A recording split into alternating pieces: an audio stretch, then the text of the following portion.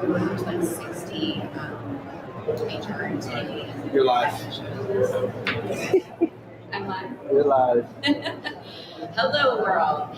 I'm Christy Honeycutt. I'm your host for Inside the C-Suite, where execs get real about leadership, impact, and what truly drives high-stake decisions. I'm really excited to have on the show today Russ Mikowski from Shore People, who is my new man back.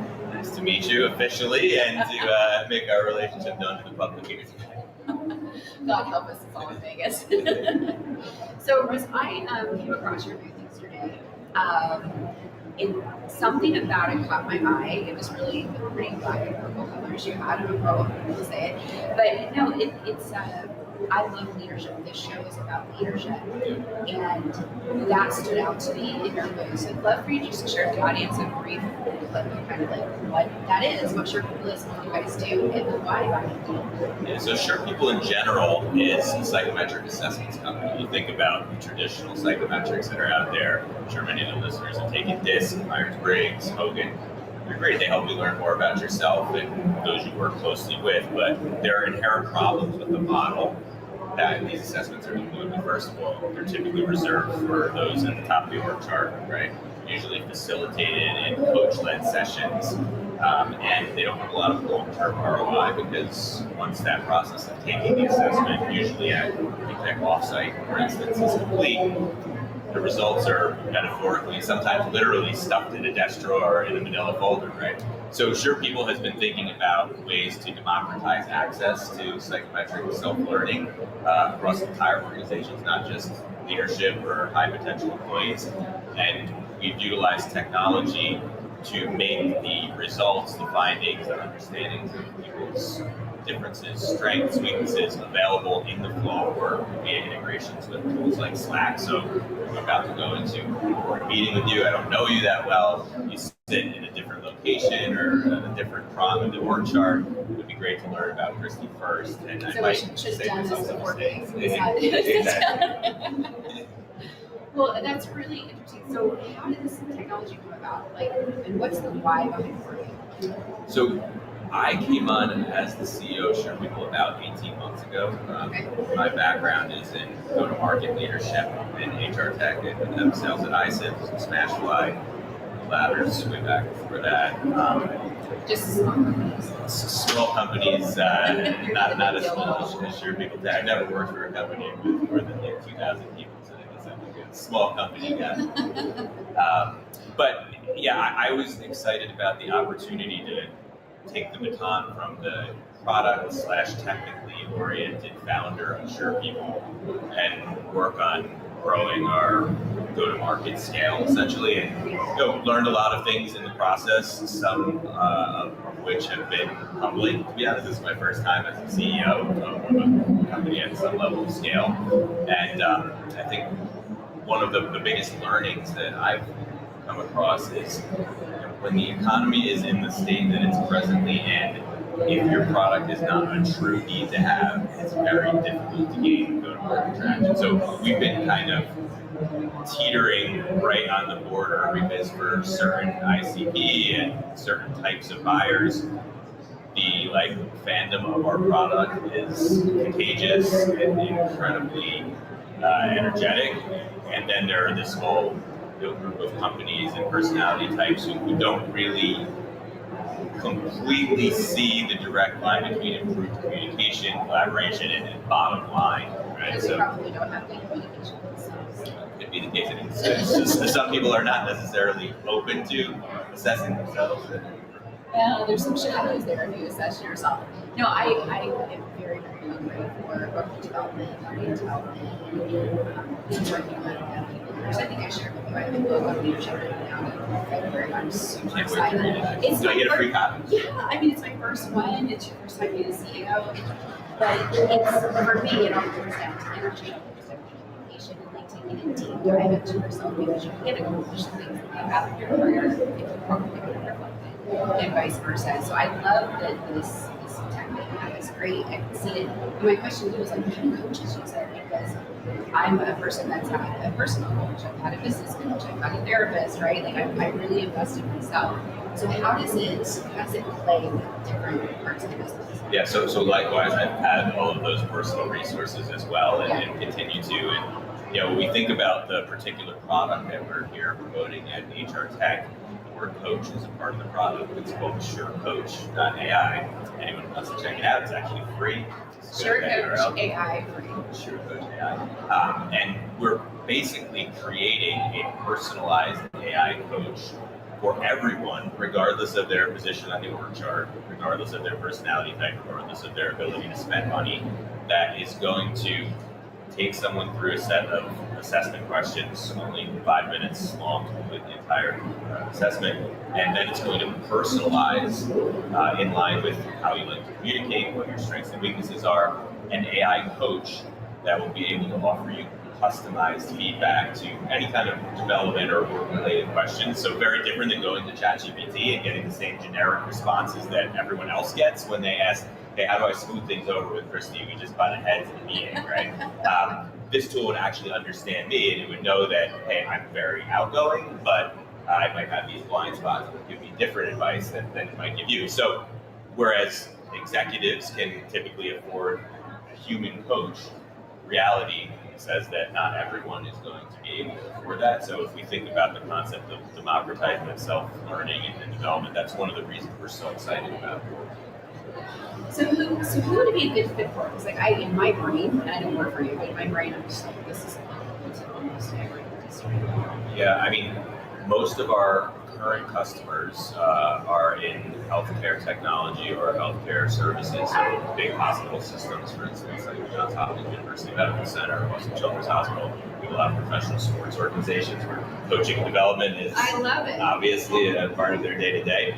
But we're leaning even more into with our new SureCoach product, retail, frontline, deskless workers, folks who are pretty underserved from a learning and development perspective, and we think about the issues of churn and identifying the next leaders and those kinds of organizations. I think there's a lot of opportunity for us to make an impact on improving not only the relationships between employees and their managers and their reports, but also helping to fast track the development of individuals who may not have been given that opportunity. I love that. And you're right, there are certain populations that don't get it. I remember just talk about leadership. The first time I was a manager, no one ever told me how to be a manager. They just said, oh, you now own this group, go. Right? Yeah. So I bumped my head. I learned a lot. I was a really awful manager at times, right?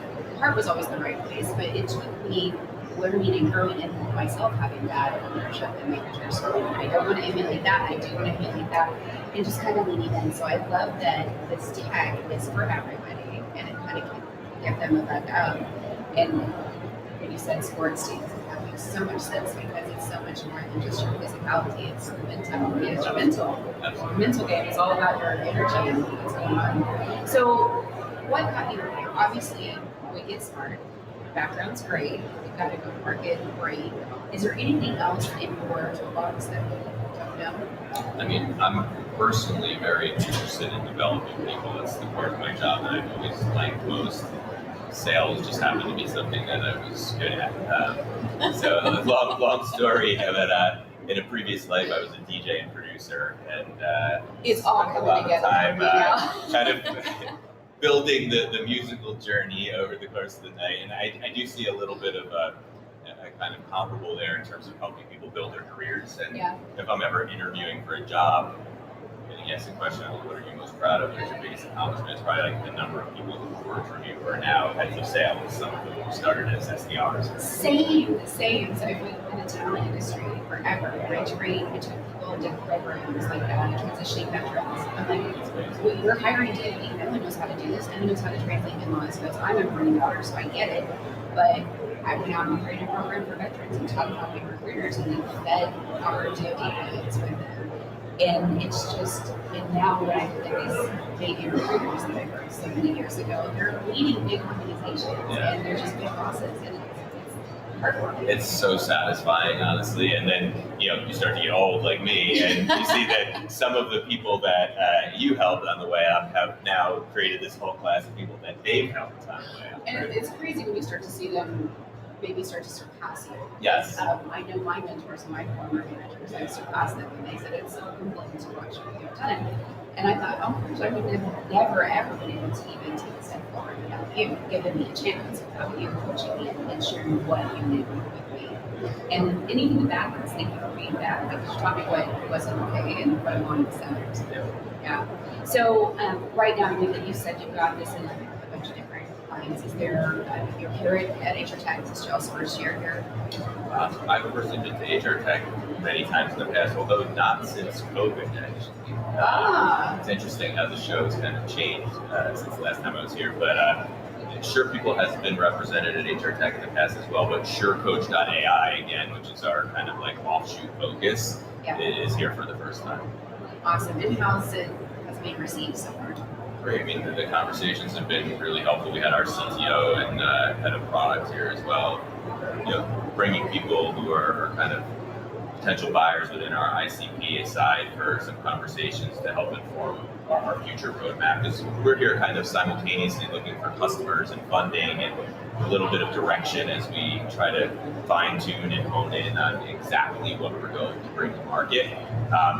The B2C offering that I described previously, that short psychometric, which gives you the customized AI coach, is available today for free to everyone. But we're really honing in on what that B2B offering is going to look like, and it's going to be focused a lot more on retail and frontline workers than the existing Sure People offerings. I think it's going to be really interesting because if you take a look at frontline, just out the gate, the attrition rate is so high. I know I talked to several clients and it was up to 120% in times, and then you have managers that were also attriting because they didn't have people that could do the work. And so now they're doing the work and they're managing and they're interviewing and they're doing all the things. So I think this is going to be, I don't know, it will be very impactful for that population, obviously. It'll be great to see who's interested in partnering with you, because I can see a lot of tech here that could gobble that up and make it part of the toolkit and just really drive home. Because, you made me think of retention. Because you put all this work into hiring these people, and the front end is great, that area of retail for sure. But you put all this effort into attracting them and bringing them in, right? And now you have to keep them. And I think that keeping them apart in the world we live in today, the multi-generational wars, the different forms of communication. I was talking to, I guess, earlier today, and said, do you remember the dial-up phones? I do remember the dial-up phones. Yeah. Okay. So do you remember the TV, MTV? We used to have a cord. You'd pull out the cable box. It was bottom down, first button. Yes. Yes. I did. Video called the radio star. That's so funny. So you are a former DJ, so I'm sure you're going to get that. But our communication has changed. I remember me getting a text message, it was very private, and now you get text messages from people you don't know, because fraud is like crazy, and no one knows who to trust, and you get text messages like, hey, you text. Yeah. Well, yeah, you just texted me, right? So communication is changing, but I think we all want to be communicating differently because of this technology. I can't wait to take the test. I would have, except that I didn't until last night. We are in Vegas. Yes.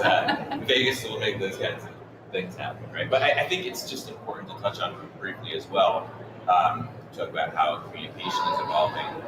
Outbound outreach from a GTM perspective is also evolving. And, AI brings with it good and bad, obviously. And from my perspective, a part of the bad is just the mass volume of outreach that is persisting into every decision maker's inbox today, right? Some of that comes in the form of text, some of it in the form of emails or emails.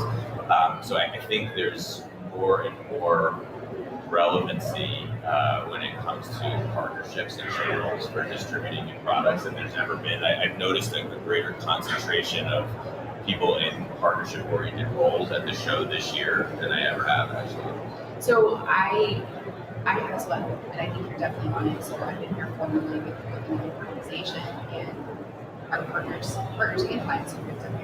But partnerships are more important. And it's like a gremlin right here. Or what do they used to call them? I think they throw gizmo, if the water on gizmo, and you have gremlins, right? So it's kind of, it's there, we need it. We need a different, the partnerships just they expand 10 times faster. Yep. And then hopefully you're choosing a partner that's awesome and really representing your brand. How would you go about choosing a partner? What would you recommend in your seat? Yeah, so we're partnered with Pavilion, which is a really tremendous relationship for us, also focused on development, particularly of executives in the GTM space, right? And it allows us as their exclusive assessments provider to get on the radar of decision makers who can then bring our product into their own companies. Pavilion is also incredibly active on LinkedIn and their own private Slack community, right? So it's a great way to create word of mouth referral and such. But when it comes to selecting great partners, I think a shared sense of purpose between the two companies, even from a mission, vision, values perspective, is very important too, right? There are purely financial partnerships, and then there are partnerships that are a little bit wider than that. The financial ones tend to last as long as the non-financial relationship does, in my opinion, and people turn over as well, right? So I think it's important that the companies fundamentally are aligned when partnerships are being chosen. So what is one thing that you and your organization do that's better than anybody else, and it is okay in this moment to brag? We do that's better than anybody else. I mean, we ship product really fast, really fast. We have a tremendous CTO and engineering organization. We can take feedback from the customer and have it live in a product in 2 weeks. So one of the benefits of being small and That's great. have a thing you don't do. Well, I mean, I know that you're going to tell me that you're into coaching and leadership, so I know you tell me all the times you failed. I'm not even surprised. Is there a big failure that stands out to you that would really shifted your career? It was probably last night when I shouldn't have split 8s against the 6. But yeah, other than that, a big failure that stands out in my career. I feel ashamed maybe to admit it, but it's been repeated a couple of times. Hopefully I'll learn my lesson now. I don't think this is a unique failure either for folks who go to market, but not nailing ICP can have tremendous shorter and long-term ramifications to an organization, right? There are only so many financial bullets, especially at venture-funded startups, right? So I think what I have learned throughout the course of my career is to try to test and validate before really going all in, and experienced enough and hopefully smart enough to know that I should be doing that, but it's not always as easy in practice when you're operating under the pressure of reality and to show growth and scale. Speed now, yesterday, all the great things. Well, I am so grateful that I got to meet you and that you're talking about to play poker. Blackjack. Apparently, I don't know the difference between poker and blackjack, but it was a lot of fun. Thank you for coming on the show. I really appreciate it. How can people get in touch with you and your product, and if they want to talk to you about partnerships? Sure. So I'm just at Russell with 2 S's and 2 L's at surepeople.com. Anyone that wants to take our brief psychometric and get access to their own personalized AI coach, go to surecoach.ai. Connect us on LinkedIn. We're happy to partner, talk, take feedback, and anything else. Perfect. And guys, go follow them and like and follow Inside the C-Suite, and of course, Work Defined. See you next time. Bye. Thanks, Christy. Enjoy lots.